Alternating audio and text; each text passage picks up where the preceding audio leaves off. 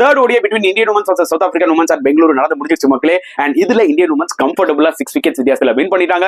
And இந்த ODI சீரிஸும் white wash பண்ணிட்டாங்க 3-0 சொல்லிட்டு. ஸோ டாஸ் வின் பண்ணி பேட்டிங் எடுத்தாங்க சவுத் ஆப்பிரிக்கா. அவங்களால 215 for 8 போஸ்ட் பண்ண முடிஞ்சது.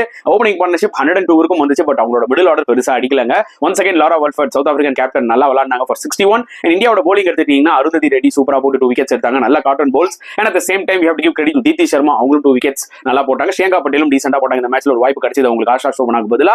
அண்ட் சேசிங்ல சூப்பரா இந்தியா ஸ்டார்ட் பண்ணாங்க. பட் ஷஃபாலி வர்மா 25 அவுட் ஆயிட்டாங்க. கொஞ்சம் பெரிய இன்னிங்ஸ் விளையாடி தான் நல்லா இருக்கும். நெவர்தலெஸ் ஸ்மிருதி மந்தனா அவங்க ஃபார்மை கண்டினியூ பண்ணி 90 ரன்ஸ்ல அவுட் ஆயிட்டாங்க. Unfortunately 10 run short. இந்த மேட்ச்ல மட்டும் அவங்க செஞ்சுரி போட்டுருந்தாங்கன்னா தொடர்ந்து ஹேட்ரிக் ஆஃப் செஞ்சுரிஸ் வந்திருக்கும். பட் மிஸ் ஆயிடுச்சு. அண்ட் ஹர்மன்பிரீத் கௌர் நல்ல ஒரு நாக் விளையாண்டாங்க 42. அண்ட் இந்தியா வின் பண்ணிட்டாங்க கம்ஃபர்டபுளா. Actually 6 wickets வித்தியாசத்துல.